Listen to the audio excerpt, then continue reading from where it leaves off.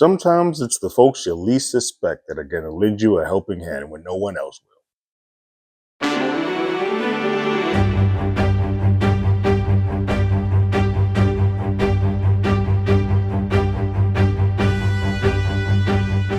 Hello, everyone. Terrence here with Hollywood Already Did It. If you haven't already, go ahead, like, share, subscribe to the channel, leave a comment, ring that bell below. Anytime we have something, you will be among the first to know. Episode 3 of season 2 of Last of Us is here. It is called The Path. Checking in on everybody's mental. How y'all doing? Again, this is a process and a journey that a lot of us have already taken before. So we know exactly how everybody feels. This episode does what the game does often, is just take a moment to just sit in what we just saw. And so if there's ever a big scene or a big moment or a big death that occurs like in the game, this series also takes a moment to, like, we're going to spend this whole episode just kind of the calm before the storm, and sort of dealing with the ramifications of said death of Joel, and then setting sort of the chess pieces for what is to come next. It is a beautifully shot episode. There are some tweaks based on what happened in the last episode. There are some tweaks of the game already that sort of filter into this. For the most part, it's on the nose by the books, but because of characters not being where they were in the game, there's a slight difference, which I'll bring up as we go along in this episode. We pick up right after the aftermath. I think it's a couple hours after the aftermath of Joel's body being brought back to Jackson. Tommy goes to see his brother, who has a tarp over him, and he says his goodbye and kind of like washes him down. Sees his watch, he takes his watch off of him, and he says his goodbye. It's like, tell, basically saying, Joel, tell your daughter, my niece, hi, and I wish her the best. And that's his moment to sort of say goodbye to Joel. We then see that Ellie has some busted ribs based on the kicks that Manny was giving, and is hallucinating by just seeing the death played over and over in her head. A lot like what Abby sort of was having done with her father over and over again. And they drug her, and then we jump to the new credit sequence, and we skip ahead 3 months. I bring up the credit sequence only because there's some slight tweaks. Obviously, Pedro's name is scrubbed off, which is one thing. The bigger thing, though, is that when you see the silhouettes at the end of the credit roll, it used to be Joel and Ellie, and now it's just Ellie, which you weren't already in your feels. That's going to sort of drop kick you in your throat even more. It's sort of a lot how us gamers felt when we were playing through the game, is that everything that the game, when you purchased it and said, had Joel and Ellie on it. Joel and Ellie, the duo that everybody loves. And then you get not even a quarter, 15% of the way into the game, and you're like, cool. Oh, it's just Ellie. Well, damn. After the 3-month jump, which is now spring, we see that Jackson is sort of still recovering from that battle. They haven't quite got back on the up and up. That is a new piece to this game. I think it's important to note that in the game, the Jackson battle does not occur. It makes a lot more sense to have occurred in this game, because one of the biggest things that sort of was a sticking point for some gamers is that it didn't make sense for Tommy and the crew to not sort of go with Ellie or send more people with Ellie when they went on their mission to go find the Abby and her crew. Makes a little bit more sense here. But Ellie wakes up and is about to get a clean bill of health from the doctor, but there's one more person she has to see. She has to see Gail, the town drunk / psychiatrist / therapist. And Gail comes in and sort of checks on Ellie. Ellie's like, she's fine. She's quick answering everything. She has sort of a routine in a way to just say, nope, I'm fine. Nothing happened, blah, blah, blah. Gail says, I just want to bring up the night of New Year's Eve, because it seemed like this is the last time that you talked to Joel. And the last time I spoke to him, he said that he wronged you. Do you have any sort of insight into that? She's like, nope, he didn't wrong me. And then she's like, well, what did he say after he said he wronged me? He's like, no, he just said, I saved you. He's like, oh, well, he saved me a bunch of times. That's what he did. He was always saving me. It's a very flippant way to sort of answer these questions. She's not willing to sort of dive deep at all in front of anybody else, but especially not to Gail. Um, but there are some wounds there that still need to be healed that she didn't get a chance to heal with Joel when he was alive, and so she's not really quite ready to reopen them.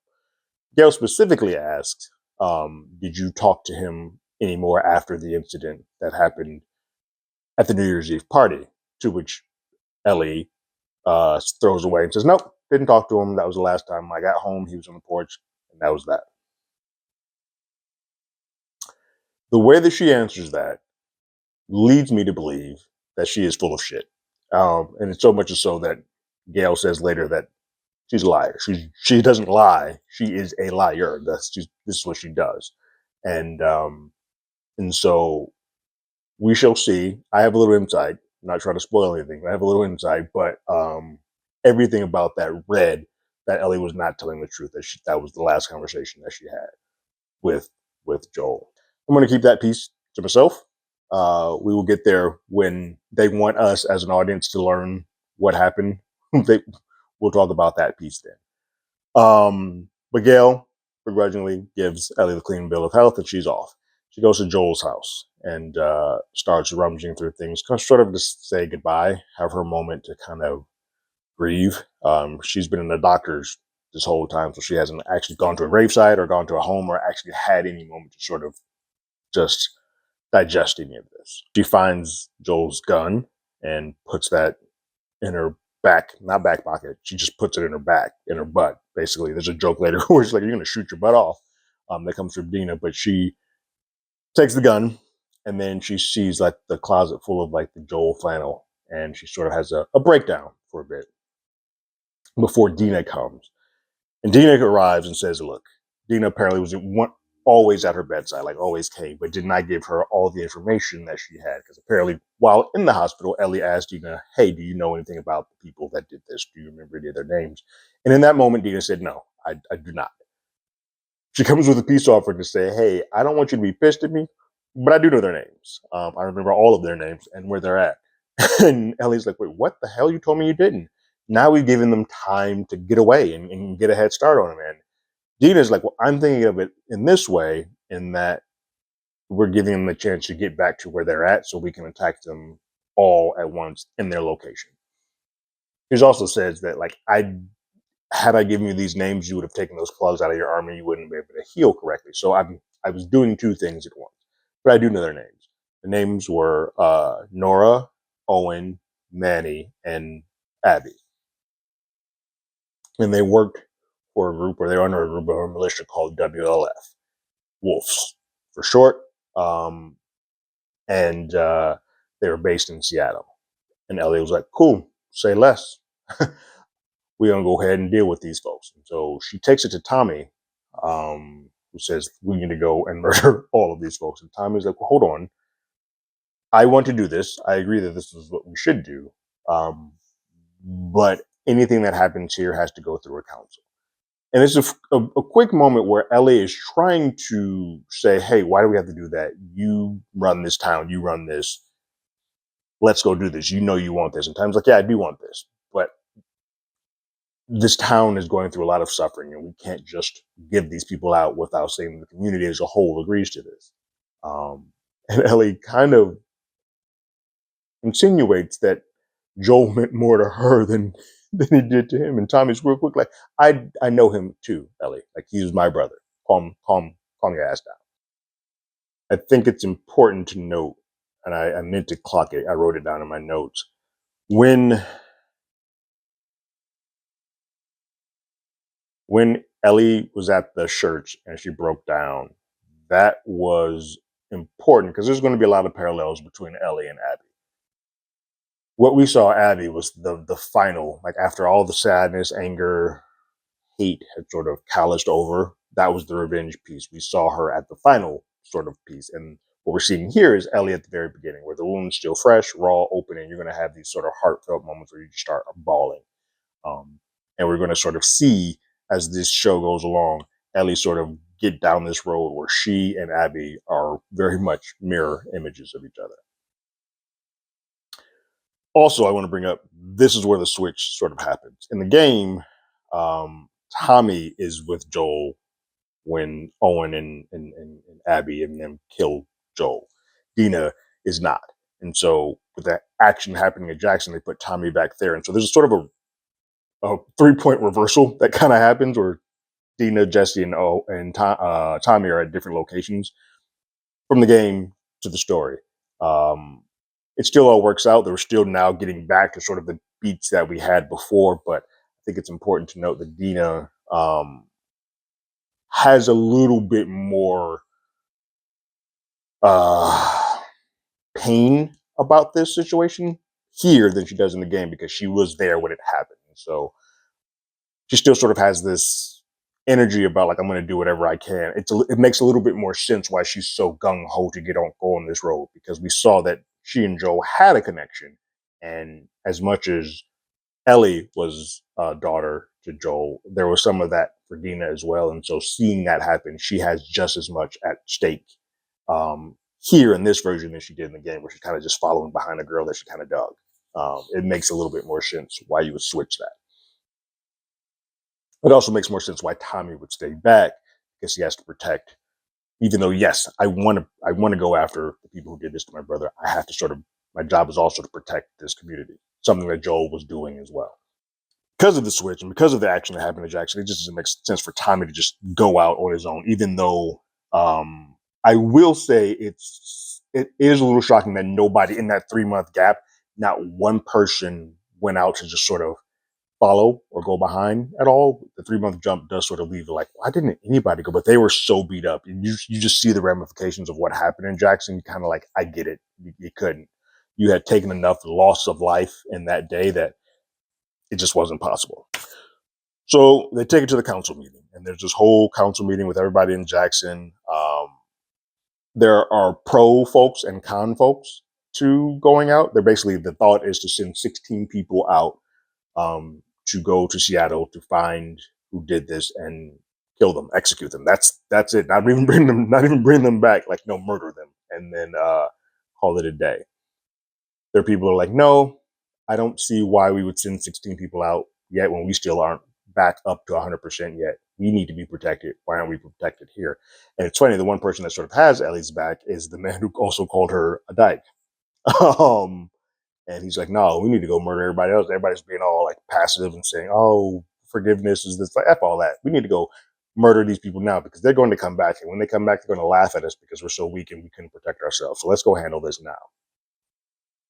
Ellie, based on Jesse's suggestion, has written down what it is that she wants to say because when she talks without writing, she just sort of lets her emotions get to her. And she writes a very impassioned speech, a rah-rah moment saying this isn't about revenge, this is about justice. Gail is there, the therapist is there in the wings, sort of listening to it too. But it's a very impassioned and powerful speech. Even Dina's kind of like, oh, that was good. But it fails. There's still an 8-3 vote for nay to not send folks out there. It's also important to note that we don't see who the 3 yeses are. I'm going to assume that one of them is Tommy, one of them is Jesse, and whoever the third one is, unknown, but it's not enough to even dig into. But there's at least one more person up there besides the 2 of them that may have said yes. All that being said, we know damn well that Ellie is not going to listen to them and she's going to do whatever she can to get out of there and do it herself.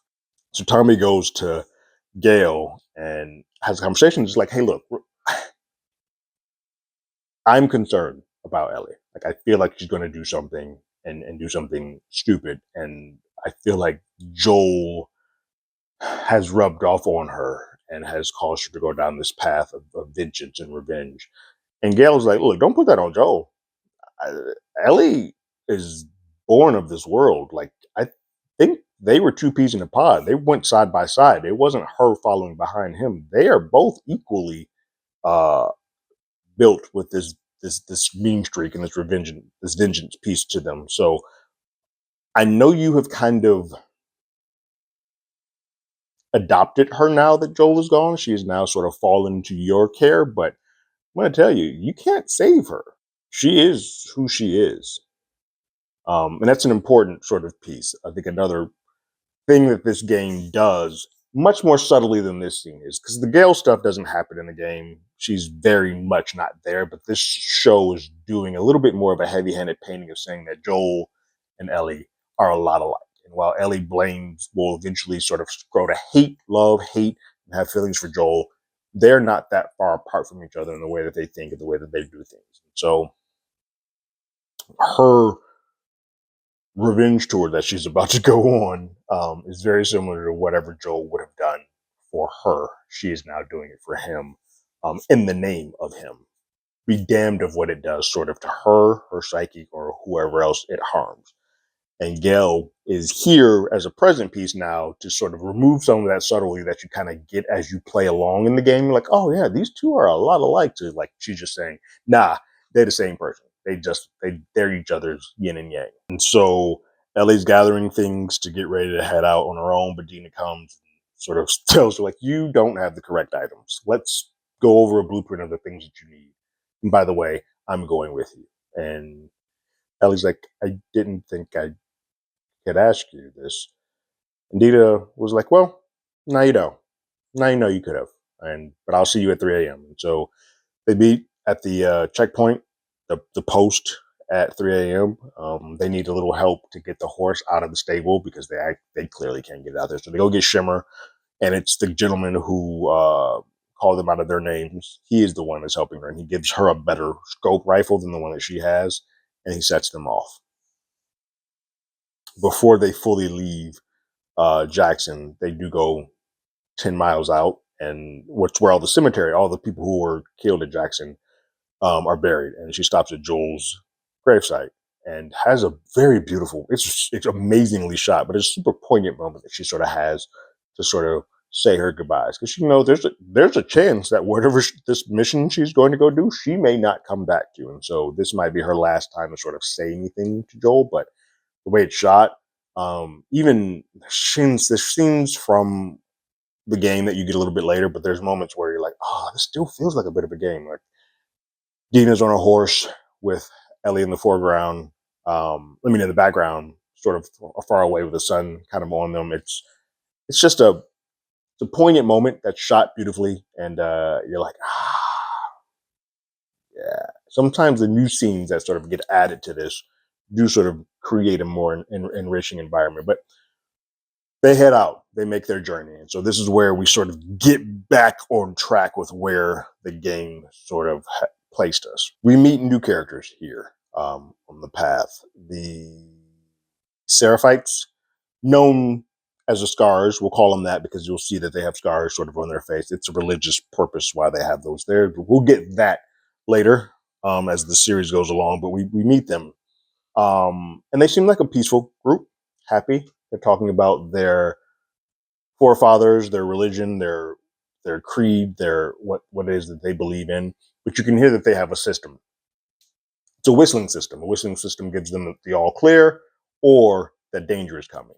And then we see a system where they first get one that say, cool, good to go, keep moving. And then they get one that says danger.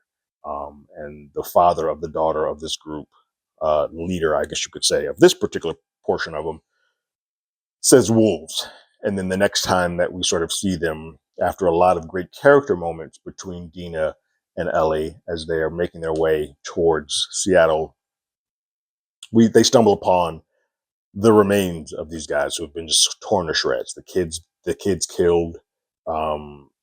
Dina reacts as a normal person would and starts vomiting. Ellie's kind of in horror, but Ellie does clock that the weapons that these folks are using, there's a bunch of different ammo. So this isn't Fedra who's doing this. They put this on the wolves, and they're like, if Owen, Abby, and them are bold enough to one kill Joel, but then come and kill kids, these people need to be put down and need to be put down immediately. So the show is doing a very good job of saying who the bad people are and who the quote unquote good people are.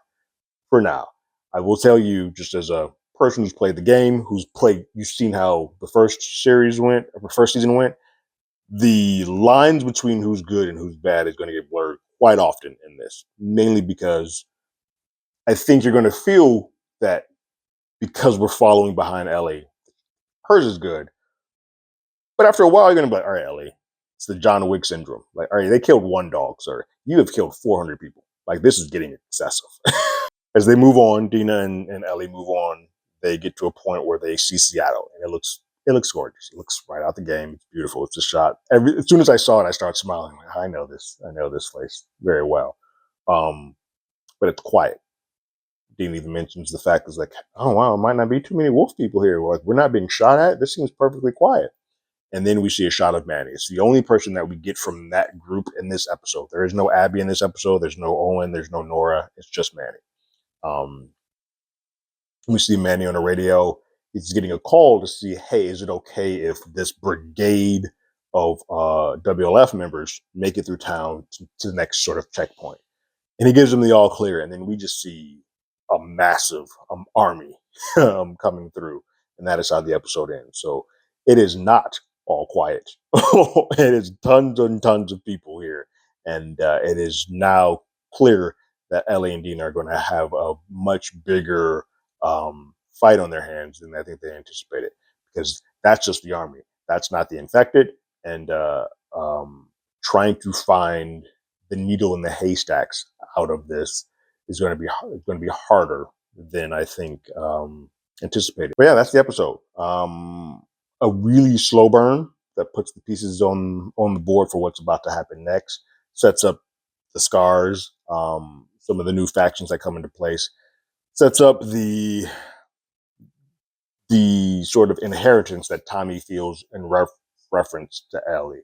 There's going to be a lot of times where he's like, I got to save her, I got to get her out of this because Joel would have wanted me to, but it's at what expense? Because Ellie is hell bent. Ellie is a lot like, she knows what the Joel type is, and that's what Ellie is. I am curious to see if the rest of this first season gives us any more Abby. I have a feeling that they're going to split this kind of like the game did. Just for those who don't know, there's a split that happens. I won't name the locale or sequence that happens, but I'm now starting to think that the way this is sort of shaping, that we're going to get to a season finale that happens at one location that ends in a way that we then flip it and start paying attention to Abby a little bit more. But I dug it. I think we all needed a breather after what happened in the last episode. And I can just tell you that from this point on, it's going to be balls to the walls because it's about to get really grimy. The road that we sort of see, I won't say Ellie descend into, the chaos and the madness that Ellie sort of allows herself to go into, and what lengths she's willing to go to. Be damned if what happens to anybody that she cares about. It's going to be sort of fascinating to see this person change. And this character becomes something that we don't recognize anymore. What did you guys think about this third episode of Last of Us called The Path? Just leave your thoughts and comments in the comments below. If you haven't already, you can follow us on X at Hollywood80i. You can hit us up on email at hollywoodalreadydidit@gmail.com. We also have a podcast with the same name. That's on Apple Podcasts, Spotify, anywhere that plays podcasts. We're there. And like always, I got my ticket. You got yours.